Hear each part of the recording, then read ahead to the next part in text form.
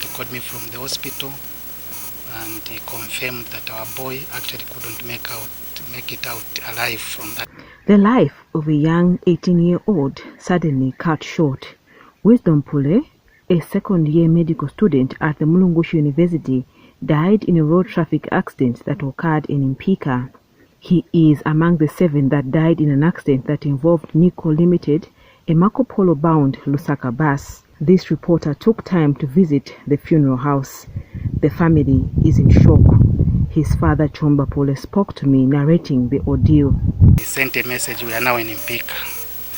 And they were in Mpika according to the chat that I have on my phone. They were in Shwangandu at 1943. They were in Mpika at 2131. Then he sent a message to say we have proceeded from Mpika going forward at 2136. So his aim of leaving on Saturday was for him to jump on a bus that will stop on the way. But where there was a church, that's when we received a call from a parent of his friend who was on the same bus. So the message was that the bus had an accident just after Chironga, and that boy was in hospital. He had some injury on the leg, but he was searching for his friend. He says this could have been avoided. There was a pothole just before the bridge where the bus flipped, a very huge pothole. If there was a program by whoever is concerned to maintain that road, that pothole could have been worked on and that accident was going to be avoided. So, failure to enforce night ban by whoever is responsible to do that, and failure to maintain the road led to that fatal accident that has claimed more than 7 people. If he had finished, he could have come back and saved the citizens of this nation. That is no more. Who is going to replace that life? Okay? We have spent as a family from grade 1 to wherever he has reached.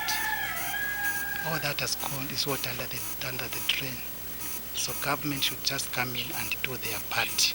Let them realize that life is precious. We can't afford losing lives like this. No.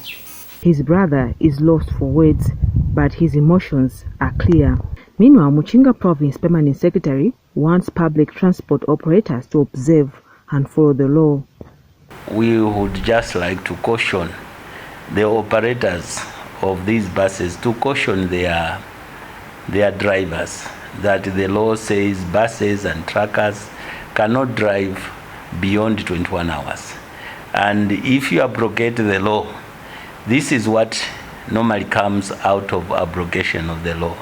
So we are saddened that it had to go to the extent where we had to lose 7 lives in that accident, and we are very, very sorry for that.